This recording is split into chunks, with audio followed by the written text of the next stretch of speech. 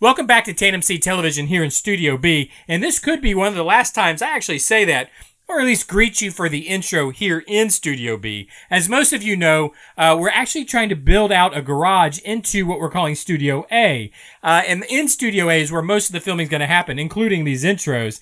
And there's a lot that has moved forward with the building of Studio A. In fact, why don't we go ahead and head out there, and I can explain. Over the weekend, a large stack of drywall showed up here at the house, and I had it loaded out into the garage, which, as we know, is going to become Studio A. So this is going to become studio space once we enclose it. We've been talking about doing this for quite a while. I also went ahead and picked up some 2x4s that I think we'll probably need for this project also, and some drywall screws. And just so you know, guys, I think these 2x4s are made of gold as much as they charge me for them. But this is enough drywall. This stack of drywall is enough to completely close in this garage and turn it into what we're calling Studio A. It can do all the walls. It's enough drywall for all the walls and the ceiling, so to completely enclose it. And as you can tell, this garage is a disaster. I mean, it is a garage. It's not a studio yet, so there's a ton of stuff everywhere. Going to make this a little bit difficult. So my plan is I'm going to do the back wall first, or at least this is what I'm thinking. I'll do the back wall first, because then I can move a bunch of this stuff up against that back wall, like the toolbox and these work benches and whatnot. Move them against the back wall, and then I can do the other walls. And I think I'll probably start with the wall here on my left. I'll close that one in, then I can move more stuff over that direction to get more of this junk out of the way. And then, continue around with the other wall and the ceiling. And of course, all this junk here, a lot of this needs to go inside. It needs to get thrown away. It needs to get organized. So I'm going to do the best I can working around it for right now. But we've been talking about doing this for a long time.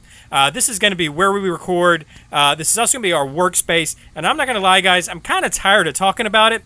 So I say, let's go ahead and get to work. Starting with putting the first sheet of drywall in, which I've never done one sheet of drywall in my life, so I'm kind of making this up as I go.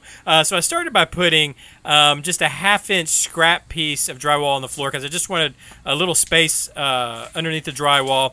And I'm also dealing with a bit of, it's trying to bulge. So there's so much, what do you call it, insulation in the wall. The way we had to layer the insulation, if you go back and look at when we closed in the walls, it really bulges and it wants to push out the drywall. It tries to push it away, which is going to make it hard to keep it flat and smooth. So that's actually why I went and got the 2x4s, so that I can add those in between the studs right here, and then I have something to tie to, or to screw to these loose ends that don't match up with a stud. With the 2x4 in place, you can tell what I'm talking about, where I'll be able to screw to it and kind of tie in the two pieces where they butt up together to hopefully suck them in or bring them in level, so we don't have as much issue when it comes to sanding and filling and all that when it comes to taping and floating at that time. The other issue I have is the outlet boxes and outlets. So I've already put the outlets in these boxes. Normally you just use chalk and kind of put some chalk on the outlet box, push the drywall up against it, and it marks the spot where you need to cut for the drywall for the box. But I've already put these outlets in, and I really don't want to pull them all back out. And so what I thought I'd do is cut a template, or this is my idea at least. I cut a template out of some cardstock, and what I'm going to do is use some painter's tape to loosely tape it to the outlet, and then I'll use a heavier two-sided tape. So this is a stickier two-sided tape on the drywall side. So when I push the drywall up against this cardstock, hopefully it should stick to the drywall, come off of the outlet, and give me my template to cut from. So here you can see it in place. This up front here is the two-sided tape. It's kind of hard to see because it's clear, but it's actually very sticky. And the painter's tape I've just put on there kind of loose. Hopefully it'll come loose real easy. So all there is to do but give it a try. So I just kind of I try to flush it to the wall and keep it leaning outways, the short ways out away from the wall, so that I can angle it back up against that outlet, and then I just kind of lean against it, use my foot, and then kind of pound a little bit against it, trying to get it, that template to stick to the drywall and come off. And as amazing as it might sound, it actually worked. So it pulled right off, and that gives me my template to work from. So now all I need to do is I have a little drywall, a saw made for drywall, and I'll try my best to cut it out as well as I can as close to the. I think I'm gonna go as close to the template as possible, and then we'll see how it fits. So it actually lined up pretty well. The cut's pretty rough. It ripped out a little bit of the drywall. But it fits well, and I think I think I should be able to patch all this up, I guess, and make it look pretty decent. I'm pretty surprised this actually worked, I think. So I went ahead and screwed up the first piece off camera. It's a little easier to do without a camera in my hand. So I just tried to hit the studs and as best I could, and it looked like it worked out pretty well. I do have a little piece of that that 1/2-inch drywall I put underneath to raise it up off the ground. It got kind of stuck under there. I'm gonna have to take a screwdriver or something and chisel that out, I guess. But all in all, I think for my first piece of drywall, it went pretty well. So I went ahead and moved on to a second piece, which is a lot easier. It's just it's a solid. There's no outlet, so it's a lot easier. I did the same thing. I put the drywall piece underneath to give it a 1/2-inch spacer. Just butted it up against the first piece of drywall, and then screwed it up. You can see I went ahead and put the 2x4 again, and I just kept moving ahead. I put the third piece in. On this one, I centered it on the seam, so I wanted to stagger the seams from top to bottom. So I actually just marked out 4 feet and centered it on the seams between the 2 bottom pieces. I just didn't want the up and down seams to line up. So that means on the left side of that, I just cut a 4-foot sheet piece. So I cut a sheet in half, and then marked for the outlet, and it fit in pretty nice, and we're looking pretty good, I think. So far, so good, at least, I guess.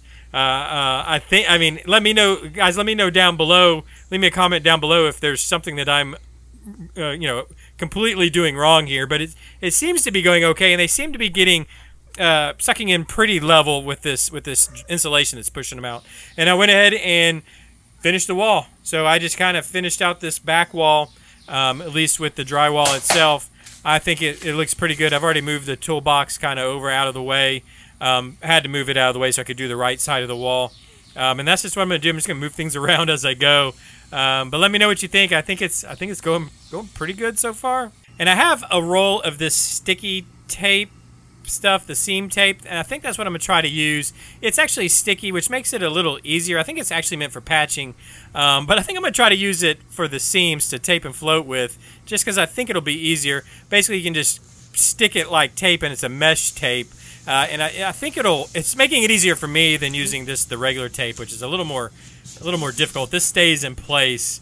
It'll stay in place when I try to float it, and I just run it across all the seams as best I can. I really, like I said, guys, I really don't know what I'm doing.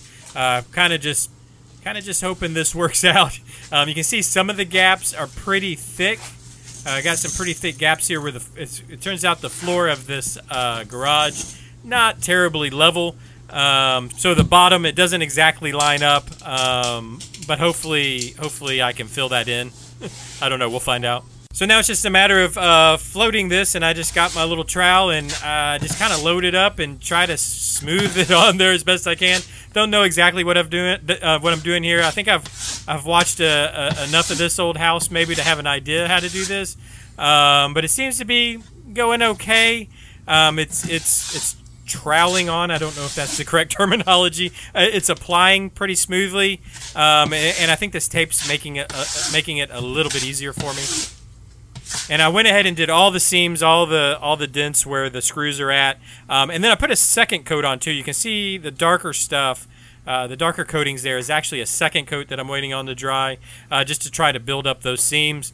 I guess once it's dry, we just need to sand it, smooth it out. I'll probably try doing all that on camera. I just want to get this done, and then get this video edited up.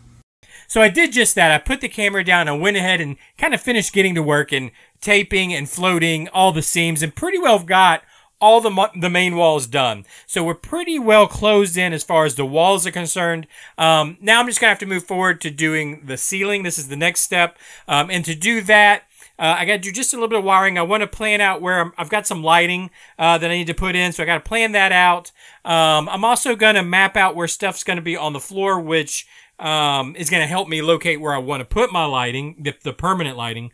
So I'm going to do that for next time. In fact, I think the next time we get together, I should have this thing closed in, should have the roof closed in, all the walls closed in, and we'll be ready. I don't know if I'll be able if I'll have already put insulation in the roof, but we'll be ready to get to that. But we should be pretty darn close once we come back next week. I'm going to try to get most of that done this weekend. We'll see how it goes. But join me again next Saturday for the next update. Find out how far along we got, if we're finished, if I'm actually filming from Studio A. If you want to keep up with that, of course, hit the subscribe button. Hit the like button. It really does help. Leave me those comments down below. Let me know how it's going. If I'm doing anything horribly wrong, please let me know down in the comments. And share this video with others. Let them know what's going on here on the channel. It really does help out in the YouTube algorithms. And I'll see you guys next Saturday. Bye-bye.